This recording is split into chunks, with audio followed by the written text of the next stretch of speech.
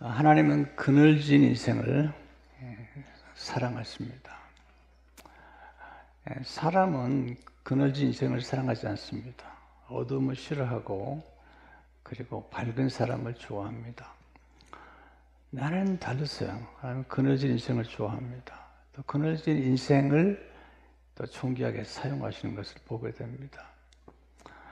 아브라함 링컨은 아주 어린 날에 어머니가 돌아가시고 또 19세에 그의 누이가 세상을 떠납니다. 27의 나이에 그는 약혼녀를 잃게 됩니다. 결혼 생활은 행복하지 않았습니다.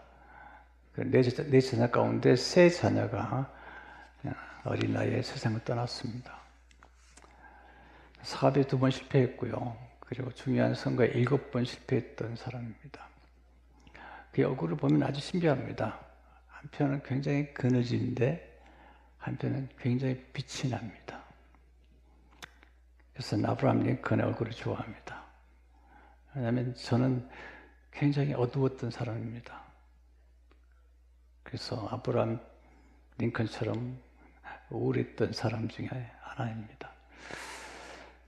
저를 보는 사람들이 제가 너무 어두운 걸 보고 어떻게 목회가 되겠느냐 그렇게 말씀하신 적도 있었습니다.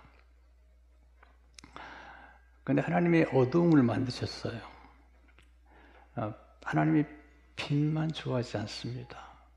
어둠이 없이는 결코 빛이 아름다울 수가 없습니다. 제가 가장 인생이 어려울 때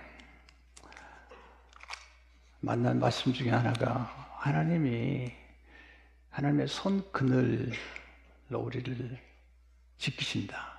손그늘로 우리를 보호하신다는 말씀을 제가 만나게 됐습니다. 그날 이후로 제가 첫 번째 하나님의 손그늘에 감사하게 되었습니다. 여러분, 하나님의 손그늘에 감사해 본 적 있어요? 특별히 이사야 49장 2절을 보게 되면 내 입을 날카로운 칼같이 만드시고 나를 그의 손그늘에 숨기시며 나를 갈고 닦은 화살로 만드사 그의 화살통에 감추시고 손그늘에 숨기셨다. 하나님의 손그늘에 숨기셨다. 이사야 51장 16절을 보게 되면 내가 내 말을 내 입에 두고 내 손그늘로 너를 덮었나니 손그늘로 우리를 숨기시고 너를 덮었다. 하나님이 그늘을 좋아하세요. 이 말씀을 쉴 때가 이스라엘 백성들이 위기에 처한 때입니다. 바벨론 포로로 끌려가고 굉장히 힘든 그들의 인생의 그늘이 찾아오는 것입니다. 네, 하나님께서 말씀하세요. 너희를 내가 손그늘로 지키고 보호해주겠다. 그렇게 말씀하시는 겁니다. 미국 사람들 가운데 40%가 우울증으로 고생을 합니다. 또 최근 한국에 보니까 굉장히 우울하고 또 침체에 빠진 분들이 많고 그리고 20대, 10대 가운데 공황장애라고 그러죠. 두려움이 엄습한 공황장애를 겪고 있습니다. 또 목회자들 가운데도 공황장애를 겪는 분들을 많이 만났고 또 사모님들 가운데 우울증으로 고생하는 분들을 많이 만나게 됩니다. 생각보다 힘든 분들이 많고요. 또 저도 89년도에 교회를 개척하고 너무너무 어려웠습니다. 이 꿈이 큰데 현실이 어렵잖아요. 그럼 꿈과 그리고 현실과의 간극이 클수록 침체나 우울증을 앓게 됩니다. 꿈이 크고 목표가 크고 그런데 그 간격이 클수록 우리는 우울증을 앓게 되죠. 제가 그렇게 혹독한 시간들을 보냈습니다. 정말 죽고 싶었습니다. 죽을 수만 있다면. 한 번은 이렇게 차를 타고 가는데 그 악셀레이터라고 그러죠. 그거 한 번 딱 밟으면 끝나겠다. 그런 생각이 드는 겁니다. 목사인데.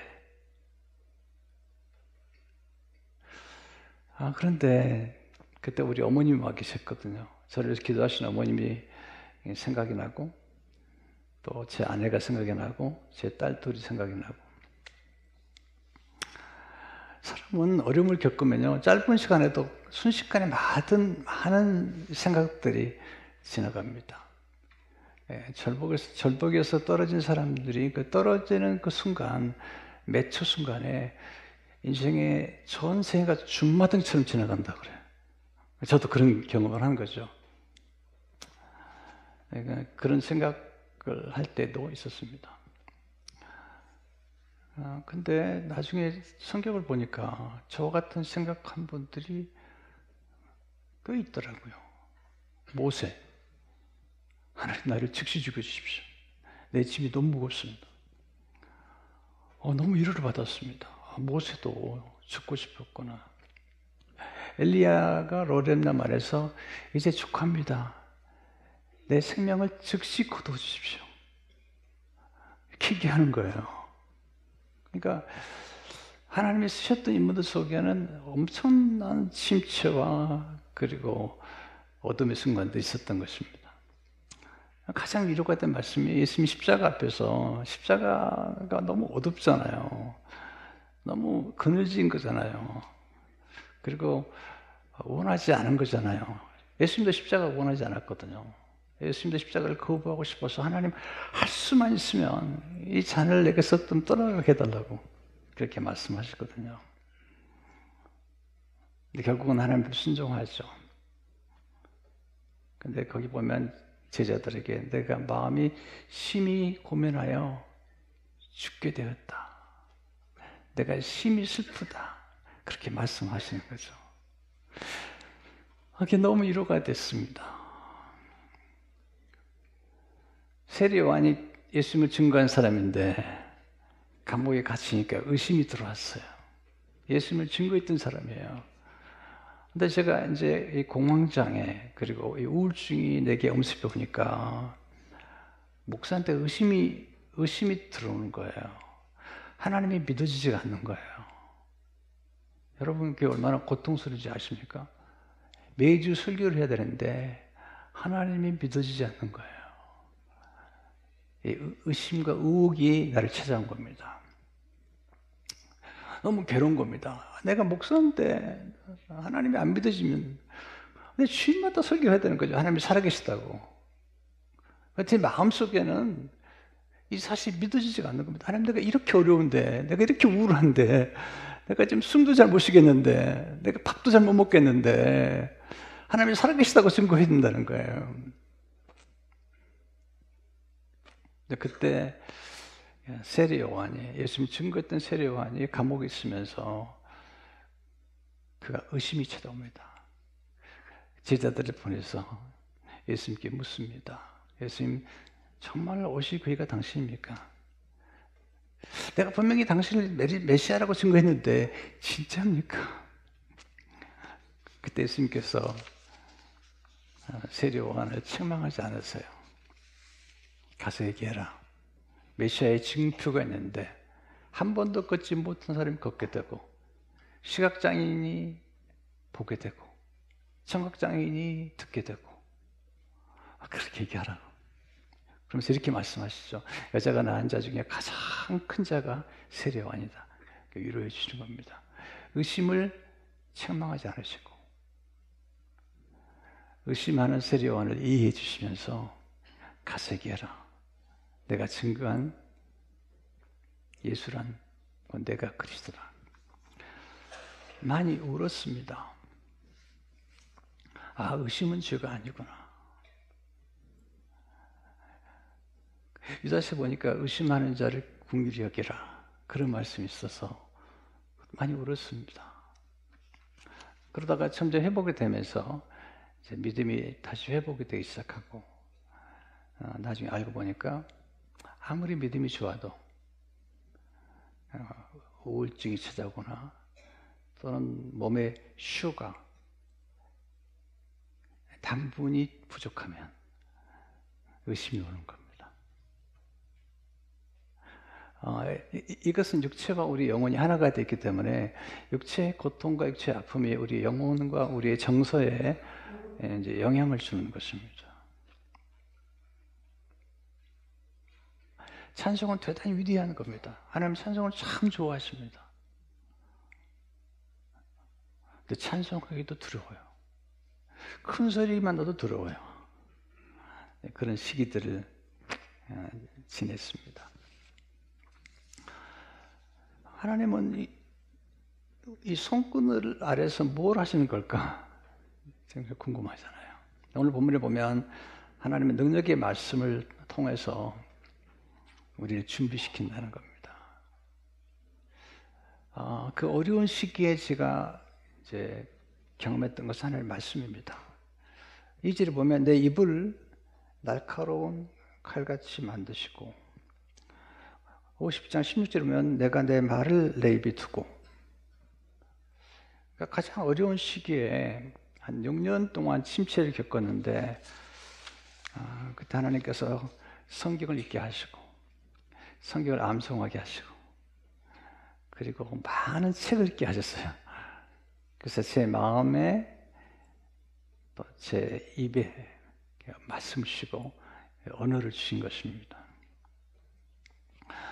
하나님 말씀 살아있고 운동력 있잖아요. 그리고 인생을 만들어가는 것은 우리의 말이잖아요. 하나님이 내 말이 내 귀에 들린 대로 행하겠다. 그래서 우리 언어가 바뀌는 거죠. 그래서 그 고통의 순간에 언어가 바뀌었습니다. 이스라엘 백성이 40년 동안에 그들이 광야에 있었습니다. 그런데 이스라엘들은 다 원망했거든요.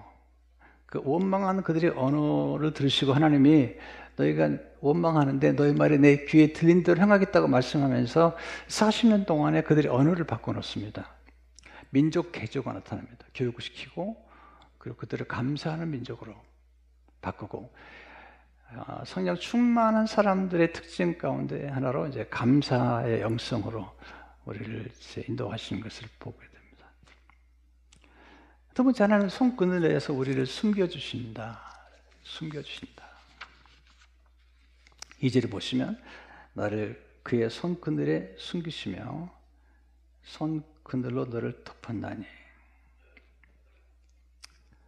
하나님의 손그늘로 우리를 보호해 주시는데 언제 우리가 위험에 빠졌을 때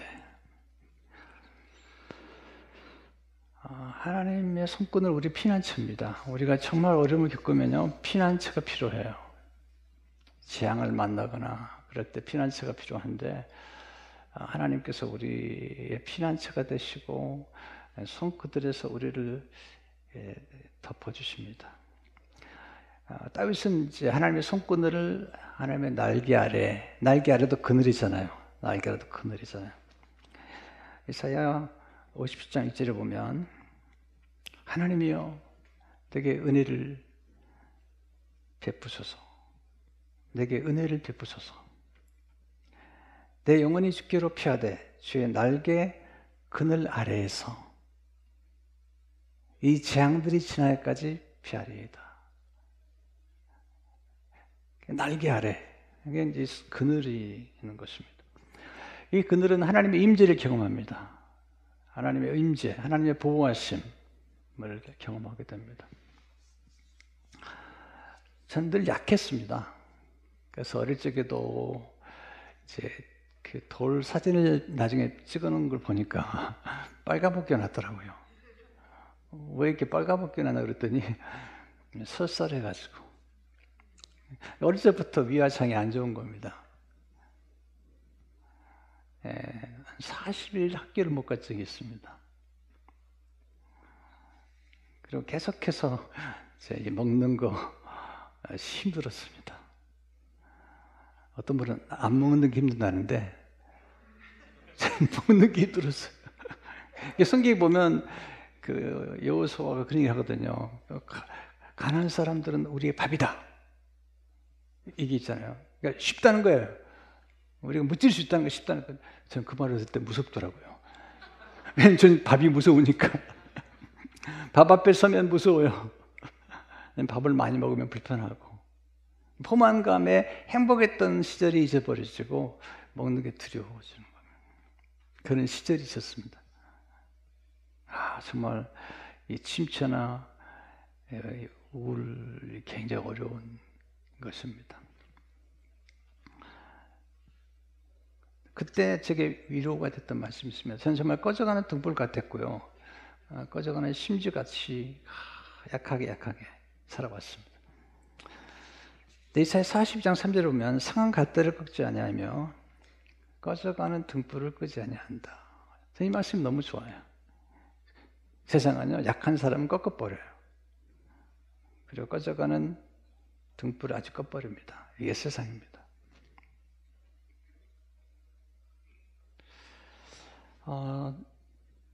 하나님이 상한 갈대를 꺾지 아니하신다.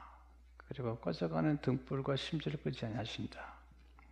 어릴 적에 이렇게 이제 촛불을 켜거나 등불을 켜다 보면 우리 어릴 적에 아주 가난했거든요. 제가 57년생이거든요. 53년에 전쟁이 끝나고 어려웠습니다. 근데 이제 가끔 촛불이나 등불을 켰다 보면 바람이 이렇게 지쳐가면 이렇게 손으로 막았습니다. 그렇지만 하나님께서 우리 인생 가운데 가끔 흔들릴 때가 있고요. 그리고 쓰러지거나 상한 갈대처럼 상처를 입을 때가 있습니다. 여러분, 우리에게 상처를 준 사람들은 누구죠? 상처를 주는 사람은 멀리 있는 사람이 아닙니다. 가장 가까이 있는 사람이 우리 등에다가 칼을 꼽습니다. 예수님이 가장 가까이 있었던 가룟 유다가 예수님 배신했습니다. 또 하나, 우리에게 가장 가까이 있는 사람이 우리의 눈물을 닦아주십니다. 그래서 가장 가까이 있는 게 좋은 건데요. 가까이 있는 사람들 가운데 두 종류가 있습니다. 우리의 눈물을 닦아주는 사람이 있는 반면에 우리를 배신하고 우리에게 상처를 주고 그리고 우리를 괴롭히는 사람들이 있습니다. 제가 보니까 가장 어려운 건 한 평 땅 안에 있는 사람을 사랑하는 겁니다. 가장 어려운 건 부부가 서로 사랑하는 거 어렵습니다. 안 그래요? 나는 엄청 어렵던데. 그렇게 하잖아요. 뭐 로또를 맞았다고 그러더라고요. 서로 결혼했는데. 근데 숫자가 하나도 안 맞는데요. 이게 부부간의 어려움들입니다. 저는 뭐 제 아내가 여보 나 좀 봐요. 그럼 제일 두려워요. 지금도 두려워요. 전 제 아내를 두려워합니다. 사실 부부간에 행복한 가정이 얼마나 될까? 50%가 깨어지고요. 40%는 그냥 살아요. 10% 정도? 좀 행복한 가정이 아닐까 생각이 됩니다.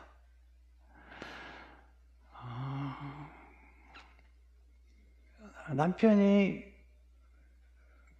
가장 사랑해야 되는데 왼수예요. 한나하고 엘가나가 이제 살아가는데 한나가 아이가 없으니까요. 엘가나가 또 둘째 여자를 데려옵니다. 둘째 여자가 막 아이를 쑥쑥 낳는 겁니다. 둘째 여자가 첫 번째 아내를 무시하는 겁니다. 멸시하는 겁니다. 그러니까 이제 한나가 울죠. 막 울고. 근데 엘가나가 기가 막힌 얘기를 합니다. 왜 우느냐? 내가 너를 사랑하지 않느냐? 내가 10 아들보다 낫지 않냐? 미친놈. 미쳤죠. 그 말도 안 되는 얘기를 하고 있는 거죠. 성격이 휴무스러운 거죠. 무슨 10 아들보다 나아요? 그럼 왜 또 다른 여자를 데려왔어요? 정신이 나갔죠. 그 왼수죠, 왼수, 정말. 제가 많은 여자분들을 만나봤습니다. 만나봤는데 이제 뭐 어떤 분은 남편과 너무 사이가 좋아요. 그래서 뭐 저한테 그래, 목사님 저 남편 없으면 못 살아요. 그런데요, 돌아가시니까 너무 잘 사는 거예요. 너무 잘 사는 거야. 여행 다니고 자유롭고 남편 코 고는 소리 안 들어도 되고 냄새도 안 나고 뭐 너무 좋은 거죠. 남편들이 지혜로워야 됩니다. 노후 대책을 잘하려면 뭐 간단합니다. 아내에게 을이 되면 됩니다. 항상 약해서 머리 숙이고 그렇게 합니다. 제가 젊었을 때는 제 아내가 저를 따라다니고 싶어 하는데 지금 제 아내를 따라다닙니다. 제 아내 좀 혼자 있고 싶어요. 이번에도 소원이 뭐냐면 저 없이 친구들하고 동생들하고 여행 가고 싶은 거래요. 저 없이. 저는 제 아내 없이 산다는 게 생각이 안 되는 거예요. 갑자기 막 충격적인 거예요. 어떻게 살지 며칠 동안 이런 생각이 드는 겁니다. 사실 가장 가까운 사람들이 사랑하는 게 어렵죠. 그게 예술입니다. 가장 가까운 사람을 사랑하는 거 대단히 탁월하고요. 그리고 밥도 말이죠. 저는 참 너무 감사한 게 제일 좋은 게 집밥입니다. 집밥. 기분 나빠요? 저는 제 아내가 해준 밥이 제일 좋아요. 근데 아내들은 그런 얘기 하더라고요. 남이 해준 밥이 제일 맛있다고 그러더라고요. 근데 집밥이 정말 저는 좋은 거거든요. 왜냐면 늘 한결같은데 좋아요. 사실은요, 이게 중요한 거거든요. 늘 같이 사는 남자가 또 늘 같이 사는 아내가 좋아야 되는데 옆집 아내의 음식이 더 맛있으면요, 이거 좀 복잡해지는 겁니다.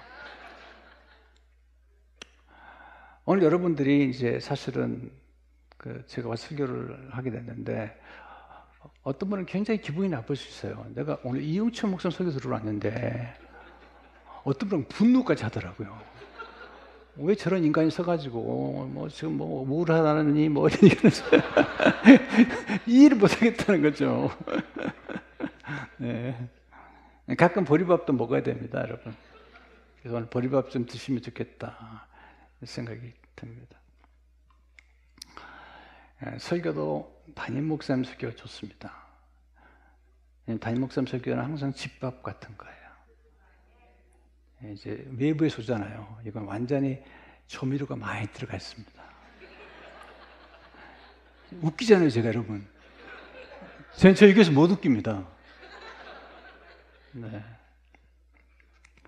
예수님께서 생명의 떡으로 오셨어요. 그리고 생수로 오셨어요. 코카콜라로 오신 게 아니에요. 그러니까 가장 탁월한 사랑의 비밀은 가장 담백한 걸 좋아하는 겁니다. 가장 훌륭한 신자는 누군가? 많은 분들이 훌륭한 목사를 찾지만 훌륭한 신자가 필요한 거예요. 훌륭한 신자는 담임 목사님의 집밥을 좋아하는 거예요. 늘 새로운 게 아니라 늘 그 밥이 그 밥이잖아요. 아닌가?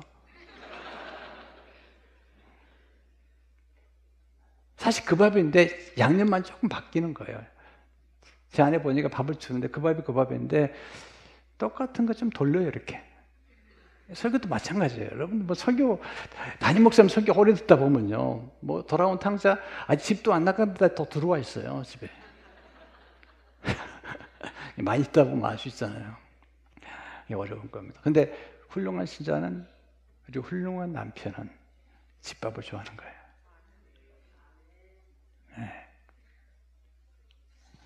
근데 또 이렇게 삼시세끼를 다 먹는 인간은 인간도 아니라고 그러더라고요. 그리고 5끼를 먹으면 새끼라고 그러더만. 이제 저 은퇴가 가까워지니까 갈수록 두려워집니다. 새끼냐 5끼냐. 어려운 얘기죠. 근데 이 하나님의 손길 안에서 철저하게 안식을 받고 보호를 받고 또 정말 그게 하나님의 사랑이라는 생각이 들어요. 그리고 바로 그것이 뭔가 그런 교회가 떡집. 교회 와서 이제 손끈을 안에서 안식을 갖고 경험하는 것을 보게 됩니다. 하나님 손끈을 안에서 우리를 철저하게 준비시키세요. 이제 이게 전 굉장히 중요한 교훈들인데요. 2절에 보면 나를 그의 손끝 아래 숨기시며 나를 갈고 닦은 화살로 만드사. 갈고 닦은 화살이 되려면요 연단을 받아야 됩니다. 그런데 개역 한글에 보면 나로 마공한 살을 만드사. 이 마공이라긴 하죠. 마공. 이 마광이라는 한문이요 갈마와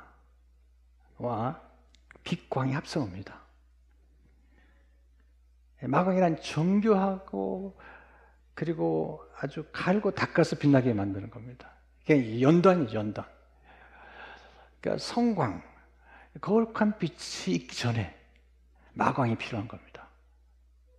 하나님께서 쓰신 거룩한 빛들은 다 마광, 갈고 닦는 연단의 과정을 거쳐서 거룩한 빛이 되는 것입니다. 하나님은 연단을 통해서 준비시키는데 대부분이 어디서 준비시키냐? 어두운 그늘에서 기다리게 하시고 준비시킵니다. 저는 어두움을 좀 좋아하지 않아요. 근데 제 얼굴이 좀 어두워요, 늘. 그래서 너무 좀 힘든데요. 저희 멘토 가운데 한 분이 야, 너는 왜 어둡냐? 그래서 목회하겠느냐? 그런 얘기를 하신 게 기억이 납니다. 그런데 어느 날 제가 어둠을 통과하면서 어둠의 신비, 어둠 속에 피는 꽃들을 알게 된 겁니다. 여러분, 모든 생명은 어둠 가운데 자라게 되어 있습니다. 자, 우리는 다 어머니의 자궁에서 자랐습니다. 내가 자궁은 깜깜합니다. 빛이 들어오지 않습니다. 거기서 자라고 성장하고 변화되었습니다. 씨앗은 땅속에 들어갑니다. 깜깜합니다. 거기서 뿌리를 내리고 그리고 모소라는 대나무는 거의 4년 동안 땅속에서 뿌리만 내립니다. 5년째 이제 땅 밖으로 나오는 겁니다. 여러분 암탉 아시죠? 암탉. 암탉이 계란을 20일 동안 이렇게 품는데 그냥 품지 않습니다. 돌려가면서 품습니다. 근데 이 계란이 안에서 병아리로 변화가 됩니다. 변화되지 않은 계란을 썩어버려요. 그걸 무좀란이라고 합니다. 근데 생명이 있는 계란은 20일 동안 이렇게 품게 되면 이제 병아리가 돼서 나옵니다. 근데 병아리는 깜깜한 데서 자라게 되어 있습니다. 이게 하나님의 비밀이에요. 어둠의 비밀이고 그리고 어둠 속에서 기다리게 하시죠. 그래서 요셉을 구덩이에, 요셉을 감옥에, 광야를 통과하게 하시는 거죠. 또 다윗을 아두람 굴에 집어넣잖아요. 그러니까 우리 인생 가운데 우리가 원하지 않은 것들이 있어요. 그게 어둠이고 실패고 좌절이고 시련이고 배신이고 버림받음이고 거절당하는 것이고 실직인데 이런 모든 어려움들 속에 하나님 놀라운 역사가 있는 것이죠. 거기서 우리는 크는 거죠. 거기서 생명이 자라고 우리가 변화되고 무르익는 것이거든요. 저는 목회 어려움을 많이 겪었습니다. 좀 말할 수 없는 어려움을 겪었습니다. 실패를 경험했고 또 교회에서 버림받은 배신을 당하고 가장 가까이서 돕고 있다는 분이 법정에 나가서 처음부터 끝까지 거짓말하는 겁니다. 제 앞에서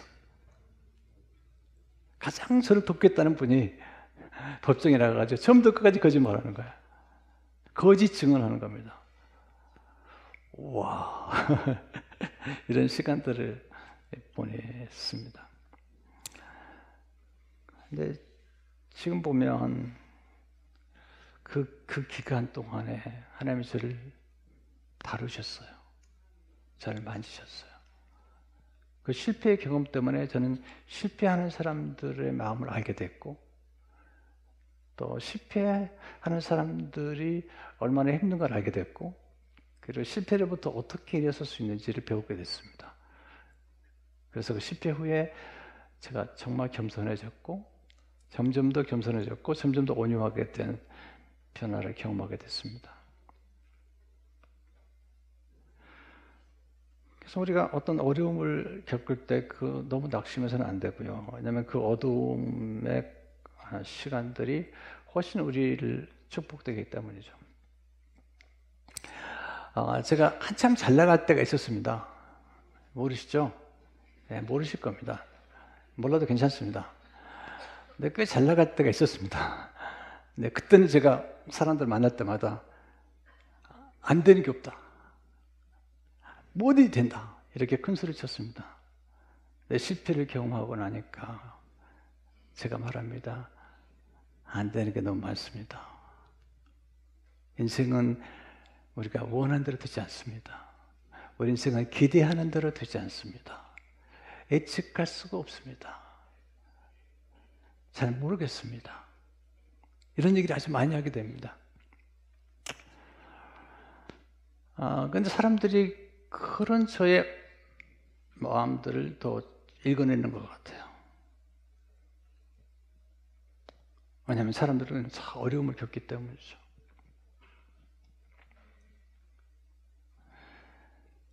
하나님께서 우리를 기다리게 하시고 또 기다린 후에 우리를 점점 세우시는 것을 보게 됩니다.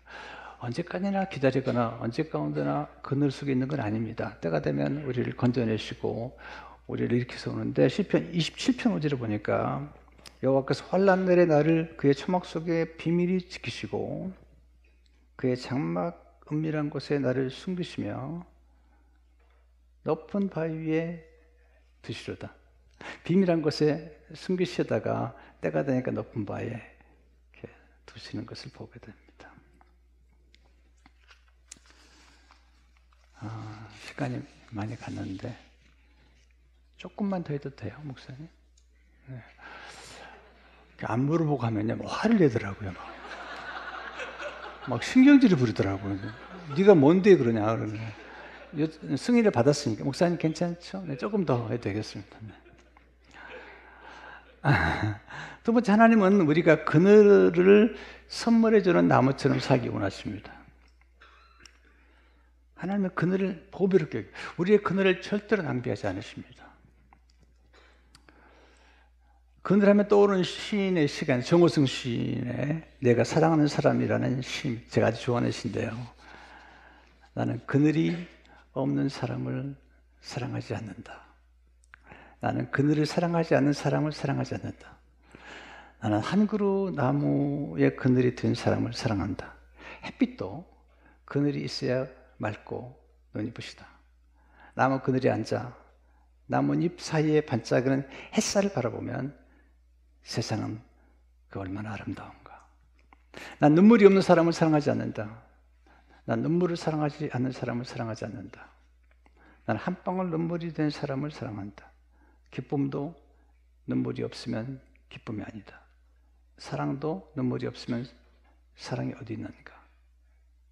나는 그늘에 앉아 다른 사람의 눈물을 닦아주는 사람의 모습은 그 얼마나 고요한 아름다움입니까? 예수님도 눈물을 흘리시잖아요.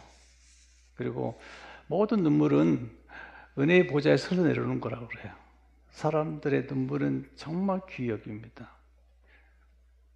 성경은 기뻐하라고 말하지만 요한계시록 보면 하나님의 눈물을 귀히 여겨서 눈물을 그릇에 담아두시는 거죠. 눈물이 우리를 치유합니다. 눈물이 우리를 위로해 주고요. 저는 정말 좀 밝게 살아보고 싶었습니다. 근데 하나님에게 그늘을 주시고 그리고 그런 그늘에서 경험하는 것들을 글로 쓰게 하셨습니다. 그러면서 사람들의 마음을 위로하는 위로자가 되게 하신 겁니다. 저는 좀 책망을 잘 못합니다. 그건 제 연세가 아닙니다.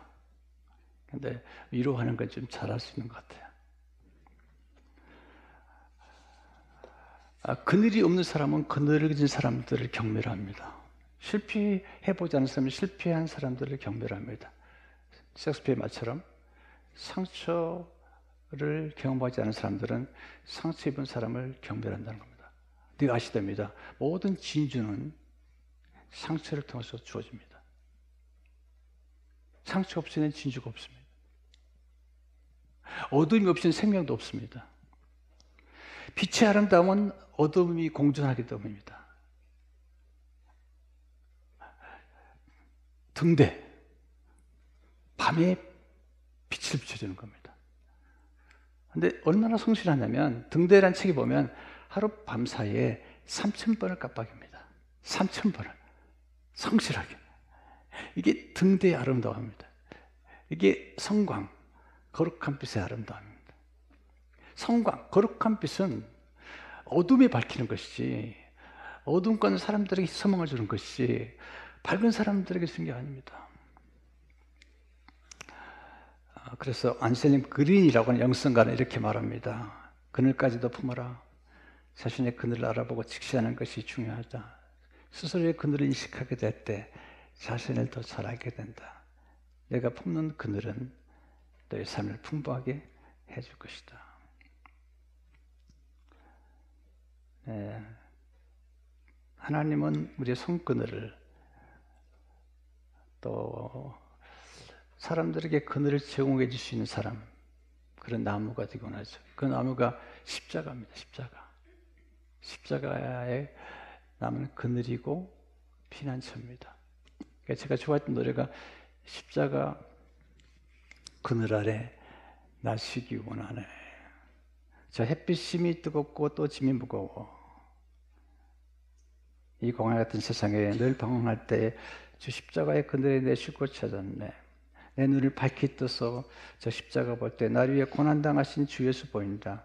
그 형상 볼 때 내 마음에 큰 찔림 받아서 그 사랑 감당 못하여 눈물만 흘리네. 십자가 그늘에서 내가 나 길이 살겠네. 내 사모하는 광채는 죽을 뿐이라. 이 세상 나를 버려도 나 두려움 없네.